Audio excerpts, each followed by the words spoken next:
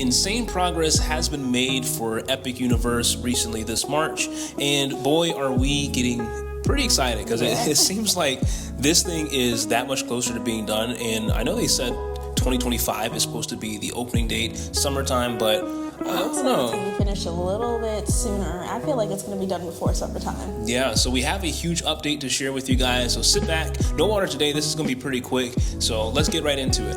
The first place that we're going to start off with is just a quick update on the Stella Nova Hotel. And I mean, this one's supposed to be open in January. January next year. It's going to be open in January of 2025, and I'm guessing it looks like it has a lot more progress being done to it than Terra Luna, and I'm guessing that's because Terra Luna is not going to open up until the end of February. So they are booking for both hotels now, but you can see that progress going on much faster with Stella Nova. Yeah, if we come around to the back of the hotel here, we actually see the pool taking shape. So it's in this little weird pill-shaped, oval-shaped pool area. Looks pretty exciting. I'm still wondering if they're going to have that little, like that area to the side right there is going to be a splash pad, or if it's going to be like a structure for like a bar or something like that. My guess is a bar. I think a bar is going to go there. It just makes sense because you already have the pool, you already have the jacuzzi on the right hand side. So it just makes sense that some sort of quick serve or bar area is going to go there. They're all shaped in the same oval shape. So basically, I think it's just to all fit the themes, which is pretty cool. I love to see cohesion between everything, not just the hotel, but even outside too. I do think it'll be interesting for the size of the pool, like how they structured it with everybody swimming in there. Because it looks a little bit on the smaller side with like how it's shaped, and it's just like I feel like not a lot of people like the deep end of the pool, which is probably going to be that middle section there. So I don't know how that's going to work with the shallow end. And maybe I'm still a kid at heart. Honestly, I hate pools that are just kind of boring and literally they're just like either a circle or rectangle. I like some weird shapes, man. I don't know, maybe that's the thing. It's not a square. I mean, it's not a square. It's not a rectangle or a circle. So maybe the oval. The oval, it's super exciting. So that's the Stella Nova Hotel. The Terra Luna, of course, is opening a little bit later, so not as much progress. You can definitely see the finished siding of the building on the front end.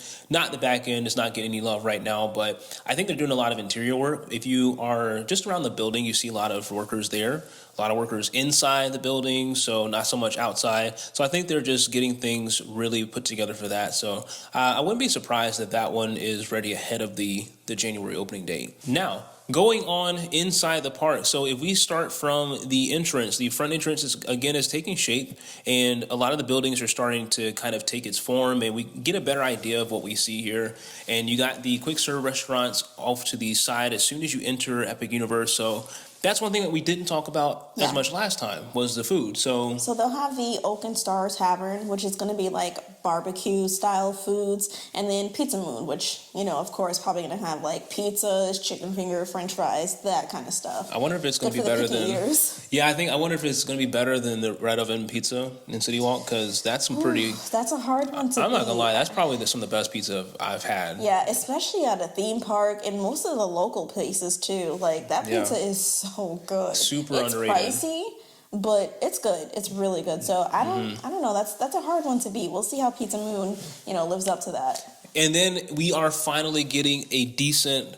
I might be counting my chickens before they hatch, man. Like, we're finally getting a decent barbecue place, and I am super, super excited about that. I think that's one thing that City Walk has been lacking is just a decent and I hope it's get your hands dirty type barbecue. I don't mean the kind where you need a fork. I mean like you need a bib and some napkins, some wet naps. That would be really good. Yeah, corn on the cob. I want some real barbecue. So which restaurant is that? Oak and Tavern. Oh yeah, the Oak and Tavern. Yeah. So that's going to be the barbecue restaurant as soon as you enter Epic Universe. And that's interesting that they have 4 of the flagship restaurants that they've been advertising in the front of the park pretty much already set up. So I think it looks like they just need to throw some paint on there and they're good to go. Probably some paint, some interior work, and they're off to the races. And that's going to be interesting to see what kind of quick serve restaurants or quick serve places we get inside the actual specific lanes, because you know they have to have them, like the Power Up Cafe. I hope that's going to be in Super Nintendo World. Oh my gosh, I hope so. Yeah, you guys in the comments, let me know, because I know there's a lot of you all who probably have the inside scoop. We don't have the inside scoop yet. I don't want to have to go to California to try that food, so I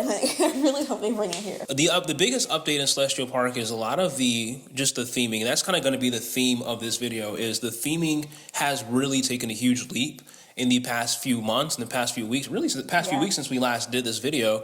And I guess starting with the first thing is Starfall Racers. So the coaster is officially on the track. It is in the brake stop area, and it looks amazing. It looks pretty cool. So I know that the paint that they used on the coaster, like on the track itself, is supposed to like illuminate and light up. They use some special kind of paint where you'll be able to see a glow at night, which, I mean, you know, stars at night, like that's... Like Rip Ride Rocket, I hope.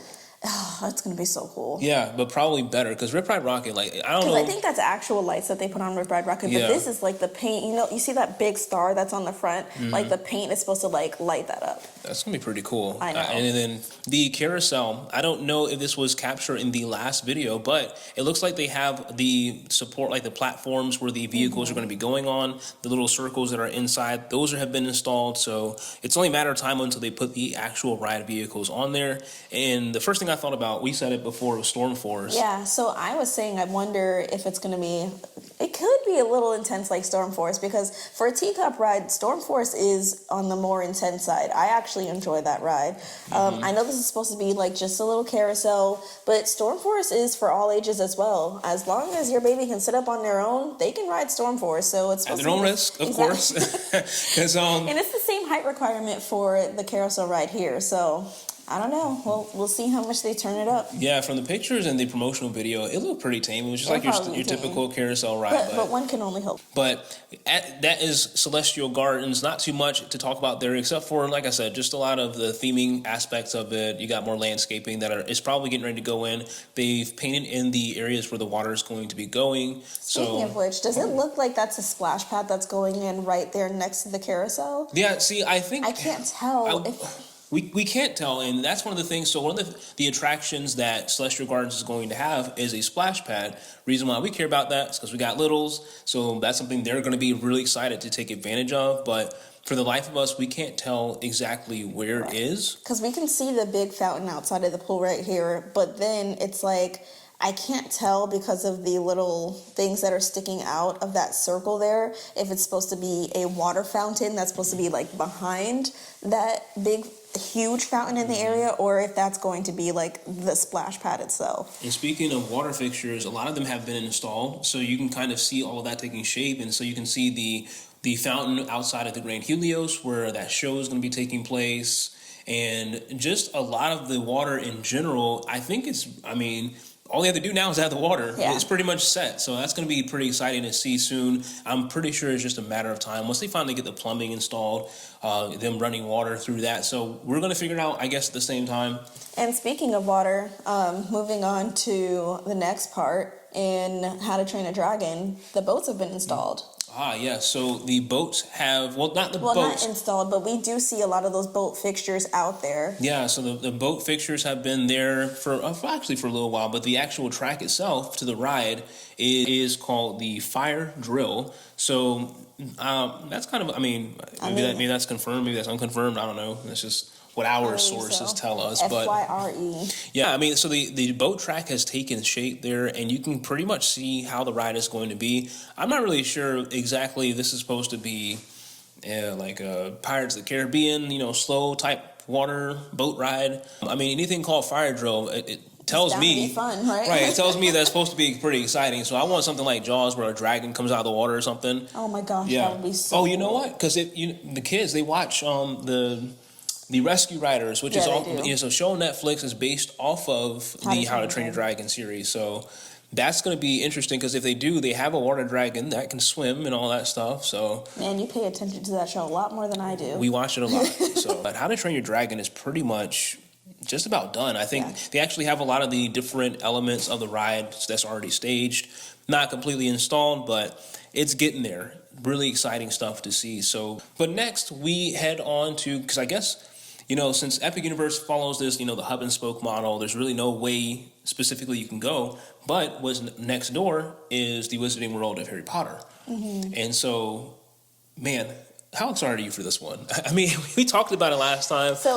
But I mean, I'll be honest. I love Harry Potter. I love the movies and stuff. I'm excited to see like what they do with it. I do think that for me in particular, I'm not as excited about this area as the rest of them, just because like I feel like I already get my fix from the other two parks with the Harry Potter stuff. So I'm kind of excited to see something new that we haven't had yet at the parks here in Orlando. Yeah, no, that's fair. And especially, this is basically an expansion. Mm-hmm. This is like the last phase of the Harry Potter, the Wizarding World expansion at Universal. So like I definitely want to see it, but I'll probably be making my way to every other area first. Yeah. Plus, it's probably going to be super busy because, Harry Potter fans, they're going to come out for that one. You guys are intense. No, it's going to be between that and Dark Universe, which we'll get into next. I'm getting to Dark Universe first. But no, Harry Potter Land has made some, the Wizarding World, the Ministry of Magic has made some progress. Not so much. I think, you have the mural here on the wall,